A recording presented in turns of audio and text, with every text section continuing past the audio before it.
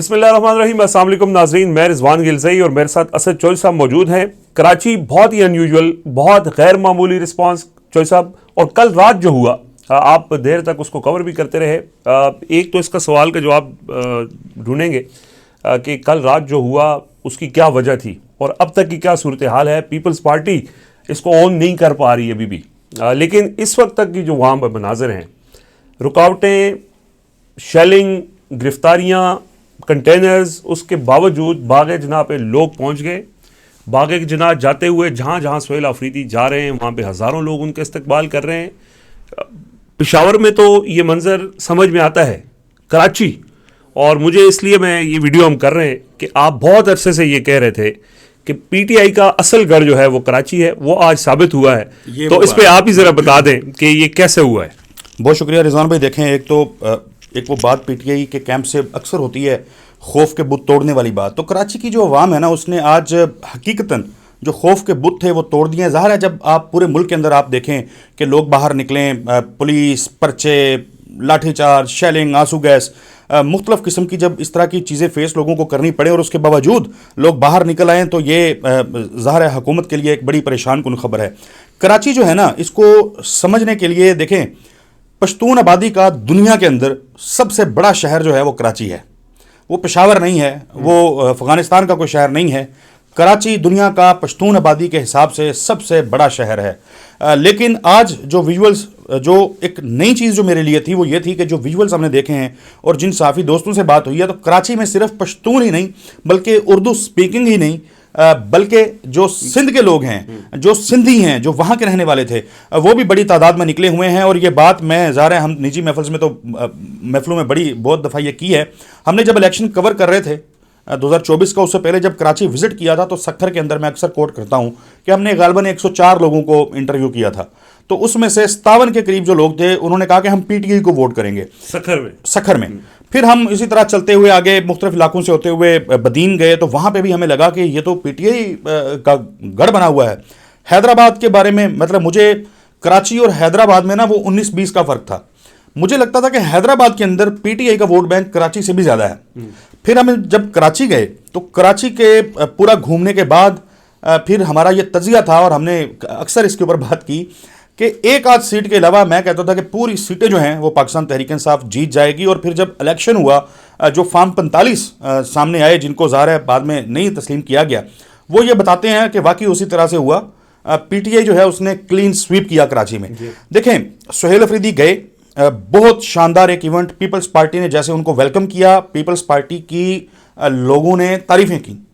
ख़ास तौर पे जो बड़े बुज़ुर्ग हैं, जो सहाफ़त के अंदर हैं, जो अरसा दराज से देख रहे हैं, तो वो बड़ा थोड़ा उनको हुआ कि यार हाँ, पाकिस्तान में सियासत करने की जो एक गुंजाइश है वो मौजूद है, तो सियासत हो सकती है। और पीपल्स पार्टी ने उसके ऊपर एक स्टैंड लिया है। थोड़ी बल्ले बल्ले जिसको कहते हैं वो हुई। मैंने देखा नदीम अफजल चंद साहब, उन्होंने भी क्रेडिट लिया हुआ था कि सियासी माहौल, बल्कि किसी ने कोई इस तरह की बात की हुई थी, किसी ने बड़ी कोई नेगेटिव बात की हुई थी, तो चंद साहब ने उनको कोट ट्वीट करके लिखा हुआ था कि यार अगर सियासी जमातें और ये हो रहा है तो आप फिर फलने फूलने देना सियासी ताल्लुकात को। लेकिन वो पौधा जो है वो परवान नहीं चढ़ सका। और हमने देखा, अच्छा, इसकी जो वजह है ना, जो सवाल लोग कर रहे हैं, इसकी एक ही वजह यह थी कि सुहेल अफरीदी को जो वेलकम मिल गया कराची के बाद हैदराबाद में और जो नवाही इलाके थे, तो एक खौफ अल्टीमेटली पैदा होना था, जो कि हुआ कि अगर सुहेल अफरीदी को फ्री हैंड दे दिया गया, वो बागे जना मज़ार कायद के इर्द गिर्द वो सारी जो जगह है, ज़ाहिर बहुत बड़ा वो एरिया है, वो भर जाएगा लोगों से। फैमिलीज निकल आएंगी, बच्चे निकल आएंगे, खवातीन निकल आएंगी। और खवातीन की जो पाकिस्तान तहरीक इंसाफ के साथ अटैचमेंट का एक आंसर है ना, उसको लोग इग्नोर कर देते हैं। 2024 के इंतखाबात में जो एक बड़ा लोगों को अपसेट लग रहा था, अपसेट मैं इसलिए कह रहा हूँ क्योंकि ना आपके पास इंतखाबी निशान थे, ना आपके पास पार्टी के टिकट्स थे, आप आज़ाद मुख्तलिफ निशानात के ऊपर खड़े हुए थे। तो हमने तो इलेक्शन डे के ऊपर भी जो माहौल देखा था, हमने देखा था कि खवातीन बढ़ चढ़ के बाहर निकली हैं। तो पाकिस्तान तहरीक इंसाफ की रीढ़ की हड्डी जो है वोट बैंक की, वो पाकिस्तान की खवातीन है। तो कराची जहाँ 3 करोड़ आबादी से जायद का वो शहर है, मेरे हिसाब से तो 3 करोड़ से उसकी जायद आबादी है, तो उसमें से देखें अगर बड़े तादाद में खवातीन निकल आती, बड़ी तादाद में फ्री हैंड जिस तरीके से अगर मिल जाता, लोग बाहर निकल आते, तो फिर कराची जो सोचता है वो पाकिस्तान सोचना शुरू करता है। कराची की आवाज़ जो है वो पूरे पाकिस्तान में जाती है। देखें, हम जो मर्जी कहते रहें, फाइनेंशियल हब पाकिस्तान का अगर है तो वो कराची है। No doubt. तो आज भी जो ऑप्टिक्स सोहेल अफरीदी की सारी एक्टिविटी के मैं समझता हूं, देखें जहां जहां से वो गुजरे हैं हजारों की तादाद में वहां पे लोग थे। अच्छा, हम एग्जैजरेट भी नहीं कर रहे ना, एग्जैजरेट करने की अब जरूरत नहीं है। बंदा कह देता है कि जी बहुत बड़ा जलसा था, और मैं तो वैसे कम हो तो कह देता हूं कि नहीं यार ये मजा नहीं आया। जहां जहां से वो गुजरे मतलब लाहौर में ज्यादा लोग नहीं निकल पाए थे, नहीं रिपोर्टें भी निकल, जो अवाम पब्लिक नहीं निकली थी। और हमने अपनी वीडियोस के अंदर ये बात की, हमने कहा कि अरकान सूबाई असम्बली जो हैं वो कहाँ हैं। वो सोहेल अफरीदी को पंजाब असम्बली के अंदर जो मेहमान साथ आए थे उनको अंदर नहीं ले जा सके थे, वो जाके उसके पास रुकावटें भी बहुत थी, सिंध में निस्बतन कम थी। यहाँ पे अवाम ने निकल कर रुकावटें तोड़ी हैं, रुकावटें तो आज टूट गई, टूट गई, अवाम खड़ी रही। अवाम, मैं अवाम की बात कर रहा हूँ, मैं पॉलिटिकल फिगर्स की बात नहीं कर रहा, मैं पाकिस्तान तहरीक इंसाफ के रहनुमाओं की बात नहीं कर रहा। ज़ाहिर है उनका एक रोल है, वो अपनी जगह पे, उसमें अभी तनकीद करनी हो तो हो सकती है। क्यों जलसे का इंतजाम नहीं किया गया, क्यों वहां पे लाइट्स नहीं पहुंची, क्यों वहां पे स्पीकर जो है नहीं लगे, क्यों वहां पे कुर्सियां नहीं पहुंची। आप ये करना हलीम आदिल शेख साहब और उनकी टीम का काम था, जो कि उन्होंने नहीं किया। अब उसकी वो 100 तजीहात बयान करें, वो समझ में, लेकिन जलसा तो बन गया ना, वो समझ नहीं सर, ये जलसे से बड़ा हो गया, ये जलसा प्लस है। इस वक्त वहां पे लाखों का मजमा है। देखें वो अभी ज़िशान नूर साहब, अबरार वली साहब, अता कोहस्तानी साहब, शहजाद नवाज साहब, उन लोगों की मैं देख रहा था ट्वीट्स और वीडियोस जो वो शेयर कर रहे थे, तो वो तो अभी उस जलसा गाह से कोई 2-2.5 किलोमीटर दूर थे और वहां पे अवाम का एक समंदर था। तो देखें कराची जो पाकिस्तान का फाइनेंशियल हब है, वहां के लोगों ने फैसला सुना दिया है और वाजे करता है ये फैसला। कोई पाकिस्तान का सियासी लीडर बाहर निकल आए, नवाज शरीफ निकल आए, शहबाज शरीफ निकल आए, मरियम नवाज साहबा निकल आए, MQM वाले तो चलो अब तो वो खत्म ही हो गए बेचारे, पीपल्स पार्टी का कोई भी रहनुमा निकल आए, मौलाना फजलुर रहमान के पास स्ट्रीट पावर है लेकिन उनकी एक स्पेसिफिक काइंड ऑफ है। तो देखें कराची ने आज वाजे कर दिया है कि कराची जो है वो पाकिस्तान तहरीक इंसाफ के साथ खड़ा है। सोहेल अफरीदी का कराची का ये जो इवेंट था, ये इसको 100/100 आप कह लें, ये वो वाली बात है। बहुत इससे मैं समझता हूं कि बाकी जो पाकिस्तान के इलाके हैं वहां पे भी इससे मैसेज जाएगा, लोगों को मैसेज जाएगा। और खासतौर पे जो तहरीक इंसाफ करने जा रही है, जो वो कह रहे हैं कि हर चौक डी चौक, यानी उन्होंने डी चौक नहीं आना, उन्होंने इस्लामाबाद की कॉल नहीं देनी। वो कहते हैं कि अपने अपने शहरों को वो कॉल देगी तहरीक तहफ़्फ़ुज़ यानी पाकिस्तान की क़यादत के, जी आज पाकिस्तान के सड़कें बंद करनी है, मार्केट्स बंद करनी है। तो अगर आप उसको मद्देनजर रखते हुए देखें तो आज की एक्टिविटी जो है उसने इसके अंदर एक नई जान डाल दी है और ये पाकिस्तान भर के अंदर ये मैसेज जाएगा। और लोग जो हैं वो ज़ाहिर है उनको ये मैसेज आज गया है कि अगर बाहर निकला जाए अपनी आवाज़ लेके तो फिर हुकूमतें और रुकावटें कुछ नहीं कर सकती। अच्छा, इसके अंदर ये चीज़ कि इमरान खान तो जहाँ जाते थे लोग निकल आते थे, ये इमरान खान के बगैर लोगों का निकलना, और फिर ये भी कहा जाता है ना कि लीडरशिप ना हो तो फिर लोग क्या निकलते हैं। तो इसमें एक तो सोहेल अफरीदी ने यह पैगाम भी दे दिया कि अगर कोई लीडरशिप उनके पास एक ओहदा आया, यानी वो वज़ीर आला बने, वो निकले तो लोग निकल आए। इसका मतलब ये है कि अगर लोग लीडरशिप निकले तो लोग निकलने को तैयार हैं। और ये चीज़ इंडिकेट करती है कि जो 8 फरवरी का इनका प्लान है, अगर उसमें वो जगह जगह डी चौक वाला कामयाब हो जाता है तो फिर ये एक बहुत बड़ा प्रॉब्लम क्रिएट कर सकती है। जिस तरह सोहेल अफरीदी ने जो है वो इस वक्त प्रॉब्लम क्रिएट किया हुआ है, चैलेंज कर रहे हैं निज़ाम को, लोगों की पावर से कर रहे हैं। और ये जाहिर है कि उनने 8 फरवरी जो है वो पीटीआई का प्लान 8 फरवरी नहीं है, पीटीआई का प्लान 8 फरवरी के बाद का है। 8 फरवरी एक सिंबॉलिक दिन है। एक दिन उन्होंने कहा है कि हम स्ट्राइक करेंगे, पहिया जाम करेंगे, हड़ताल करेंगे, लोग घरों से बाहर काम काज के लिए नहीं निकलेंगे, या जो भी मजीद उसमें चीज़ें वो ऐड करेंगे। प्लान तो उनका ये है कि उसके बाद जब उन्होंने पूरे पाकिस्तान को प्रॉपर, यानी उन्होंने एक तहरीक जो उसका आगाज़ करना है, प्लान उनका वो है। अब देखें आपने की ना कि इमरान खान के बाद जो बंदा इमरान खान का वफादार होगा इस वक्त, यानी इसमें देखे ना कोई वो दो राय है ही नहीं, लोग इमरान खान के साथ खड़े हैं, लोग इमरान खान को देख रहे हैं, लोग इमरान खान की कॉल पे लब्बैक कह रहे हैं। जो शख्स भी लोग महसूस करेंगे कि वो इमरान खान के नजरिए के साथ खड़ा है, लोग उसकी ताकत बन जाएंगे, उसके साथ आके खड़े हो जाएंगे। हमने देखा इससे पहले भी मुख्तलिफ रहनुमा, आज मैं देख रहा था एक रहनुमा, मैंने उसका नाम बिल्कुल नहीं लेना, वो जब बहुत बड़े बड़े जलसे और रैलीज कर रहे थे पंजाब में और वंडर बॉय बने हुए थे कराची में इधर उधर, तो मैंने एक, मुझे आज भी याद है, वो मेरी ट्वीट पड़ी हुई है, मैंने लिखा कि मैंने इस तरह से कुछ लिखा था कि वड़ गया इज़ अ रॉन्ग नंबर। अच्छा, बड़ी लोगों ने गालियां दी, मुझे कुछ जानने वालों ने कहा कि तुम लोगों को तो शौक है, तुम लोगों ने बस कीड़े निकालने होते हैं। लेकिन ज़ाहिर है हम बिला वजह तो नहीं कह रहे थे। तो आज बल्कि वो आया कि उन्होंने कहीं, मैं सुन रहा था, उन्होंने कहा कि वो जिस तरह की रैली कराची में निकलनी चाहिए थी उस तरह की नहीं निकलनी थी। देखें, जब लोगों को पता, ये उस वक्त लोग महसूस कर रहे थे ना कि ये बंदा इमरान खान का वफादार है, इमरान खान के लिए बाहर निकल रहा है, तो लोगों ने उसको सेलिब्रिटी बना दिया यार। अल्लाह ने बड़ी इज्जत दी उस बंदे को।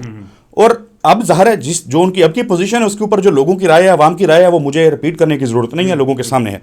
तो अली मीन गंडापुर साहब के साथ लोग निकले, एक दफा निकले, दूसरी दफा निकले, तीसरी दफा निकले, लेकिन जब हर दफा ये होता था कि वो आते थे या चाय पीने चले जाते थे या रास्ते से वापस चले जाते थे, गो के बहुत उनकी मजबूरियां थी। पाकिस्तान के उस वक्त के हालात को छोड़ थे, आज के हालात को छोड़ रहे हैं। वो बड़ा टफ टाइम था, उस वक्त सजाएं नहीं हुई थी, अब सजाएं हो चुकी हैं। अब पता है आपको कि डू और डाई की सिचुएशन है।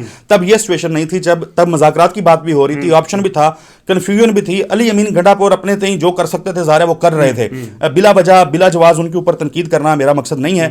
जितना वो उनका तरीकाकार मुख्तलिफ था, ज़ाहिर है बहुत सारे लोगों ने देखे ना, पंजाब से कौन सा पंजाब का लीडर है जिसने जाके खैबर पख्तूनख्वा में अली अमीन गंडापुर के जरिए पनाह नहीं ली थी। तो सारी चीजें हुई हैं। उनका उस वक्त माहौल कुछ और था, अब माहौल कुछ और है। उस वक्त इमरान खान की स्ट्रेटजी कुछ और थी, अब इमरान खान की स्ट्रेटजी कुछ और है। तो अब जो इमरान खान के साथ, इमरान खान के नजरिए के ऊपर खड़ा है, जो इमरान खान सोच रहे हैं उसको ट्रांसलेट कर रहा है आवाम के सामने, वो पाकिस्तान का लीडर बन जाएगा। वो सुहेल अफरीदी हूं, देखे ना यार, शफी जान साहब मेहनती एक पॉलिटिकल वर्कर, उसको टिकट मिलता है, वो एमपी भी बन जाते हैं, फिर वो इंफॉर्मेशन मिनिस्टर बन जाते हैं बैरिस्टर सैफ की जगह पे। तो उनको देखें ना कितना लोग इज्जत दे रहे हैं। कराची में लोग उनके साथ सेल्फियां ले रहे हैं, लोग बोसे ले रहे हैं उन लोगों के। मीना खान अफरीदी को देख लें, डॉक्टर शफकत अयाज को देख लें, और हमने देखा वो पाकिस्तान तहरीक इंसाफ, ये जो स्टूडेंट विंग है, इंसाफ स्टूडेंट फेडरेशन, उसके प्रेसिडेंट कराची के अंदर रैली कर रहे हैं। तो हजारों नौजवान जो हैं उनके इर्द गिर्द मौजूद हैं और उनके नारों का जवाब दे रहे हैं। तो सो ये एक देखें 85 के अंदर क्या हुआ था कि एक नई जनरेशन आई थी, और उन्होंने अब तक 40 साल गुजर गए और वो पाकिस्तान की सियासत के सियासत के मालिक बने रहे। गो के उसके अंदर एक मार्शल लॉ का दौर भी आया परवेज मुशर्रफ का। बहरहाल पाकिस्तान के 40 साल के उस दौर के जो सियासतदान थे, अब जब वो सियासत के मैदान से फारग हो गए हैं, अवाम की किताब से फारग हो गए हैं, तो पाकिस्तान में अब एक नई सियासी क़यादत जो है वो उभर के सामने आई है। और उसने अपना लोहा ना सिर्फ लाहौर में मनवा लिया है, पेशावर से तो ज़ाहिर है, खैबर पख्तूनख्वा से तो वो जीत के आए थे, तो ना सिर्फ लाहौर में बल्कि उन्होंने साबित किया है कि वो मोटरवे से जाएं, वो जेटी रोड से जाएं, वो सिंध में जाएं, वो हैदराबाद में जाएं, वो कराची में जाएं, वो लियारी में जाएं, या किसी भी सिंध के इलाके में, इंटीरियर सिंध में ही क्यों ना हो, लोग उनको लब्बैक कर रहे हैं। और वो इस वजह से लब्बैक कर रहे हैं क्योंकि वो इमरान खान के नज़रिए के साथ खड़े हैं। बिल्कुल ऐसे ही। और इमरान खान ने ये ISF ये प्योर इमरान खान की प्रोडक्ट है, प्योर PTI प्रोडक्ट। आप इसको ये कह लें कि ये इमरान खान के साथ ही इन्होंने सियासत शुरू की, स्टूडेंट पॉलिटिक्स से।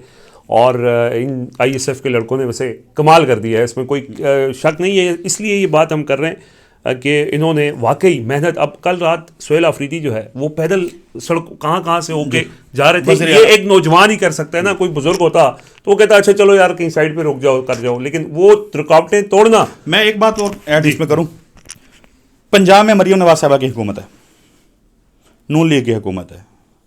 वो कैसे इक़्तिदार में आए, कितने वोट लिए, लोगों ने वोट दिया या नहीं दिया, उनकी कैबिनेट के अंदर, उनकी उस हुकूमत के अंदर जहां जहां पे नौजवान लोग मौजूद हैं, जहां जहां पे नौजवान मौजूद है, जिस जिस ओहदे पे, जिस जिस वजारत में नौजवान मौजूद हैं, आप उनकी परफॉर्मेंस उठा के देख लें। और आप ये जो वो जो टर्म यूज हुई थी ना पिछले दिनों, बूमर्स, हाँ, उनकी परफॉर्मेंस देख लें तो आपको जमीन और आसमान का फर्क जो है वो सामने आएगा। मैं सिर्फ ये नहीं कह रहा कि नौजवान जो हैं वो जो PTI के अंदर हैं वही बहुत अच्छा डिलीवर करते हैं, एनर्जी होती है, नए बंदे एनर्जी होती है। तो सर ये अब देखें ना, पाकिस्तान की जो सियासत है ना वो एक नया टर्न ले रही है, जिसमें नई सियासी क़यादत, नए लोग जो हैं वो सामने आ रहे हैं और ये मामला मज़ीद दिलचस्प होने जा रहा है। बिल्कुल ऐसा ही है।